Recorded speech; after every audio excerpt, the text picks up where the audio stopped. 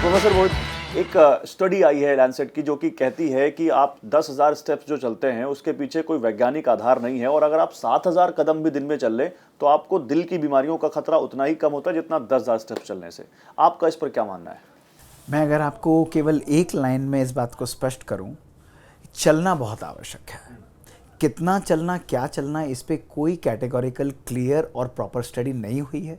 लेकिन अगर आप नहीं चलते हैं और मात्र अगर आप अपने घर से निकलकर बाहर चलना आरंभ करते हैं, चाहे वो 2,000 कदम हो, चाहे वो 4,000 हो, चाहे वो 6,000 हो या वो 10,000 हो, वो आपके हार्ट को प्रोपोर्शनटली बेनिफिट करता है। इसको मैं स्पष्ट कर देता हूँ ये कंट्रोवर्सी हो क्यों रही है।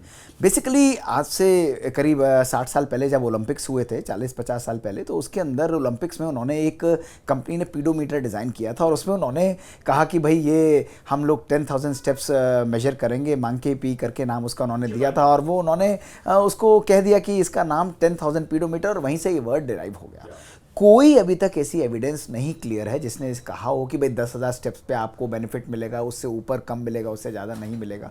इसलिए अलग अलग लोगों ने अलग अलग प्रकार के लोगों के वॉकिंग को मेजर किया। उन्होंने क्या शो किया कि जैसे जैसे आप चलना आरंभ करते हैं, आपके हार्ट अटैक, हार्ट की बीमारियों से डेथ होने के चांसेस धीरे धीरे ग्रेजुअली कम होते जाते हैं। ये बेनिफिट आपको मात्र 2,000 कदम चलने पर भी मिलने चालू हो जाते हैं। आप एक बात बताइए कि जो व्यक्ति 80 साल या 70 साल का, आप उसे कहें 10,000 चलें तभी आपको बेनिफिट मिलेगा या 7,000 चलें, ये पॉसिबल नहीं है। नहीं, तो इसमें एक सवाल और भी आता है, लोग चलने के तरीकों पर भी बात करते हैं। कोई कहता है तेज चलना चाहिए, कोई कहता है कि अगर आप सिंपल ऑफिस में रोज चल रहे हैं तो उससे कोई फर्क नहीं पड़ता। ये मैं आपको स्पष्ट करता हूँ। हाँ। किस प्रकार की वॉकिंग आपको बेनिफिट देती है।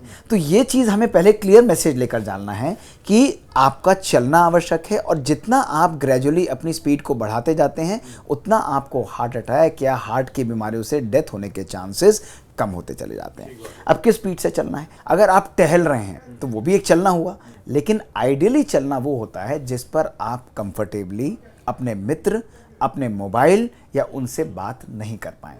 एक बुजुर्ग व्यक्ति जब थोड़ी सी हल्की स्पीड पर भी चलेगा उसके लिए बात करना मुश्किल हो जाता है, उसके लिए वो स्पीड परफेक्ट है। और अगर आप या मेरे जैसा कोई व्यक्ति हो, वो ब्रिस्क वॉकिंग करेगा जिसमें वो अपने कंफर्टेबली मोबाइल या उस पर बात नहीं कर पाए, वो एक आइडियल और प्रैक्टिकल स्पीड मानी जाती है। कि जब भी आप नॉर्मली चलते हैं, जब आप वॉक कर रहे हैं, आपके ब्रेन में ब्लड फ्लो क्या होता है, वो इंक्रीज होता है।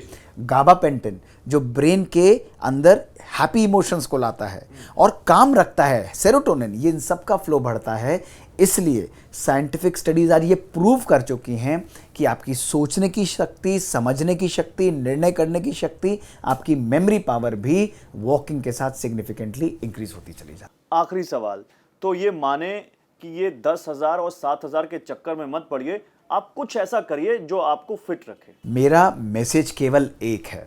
अगर आज मैं आपको 7,000 दूंगा, 5 साल बाद एक स्टडी आएगी जो आपको 5,000 बताएगी, 10 साल बाद हो सकता है आपको 6,000 आए। आप नंबर्स में मत चलिए।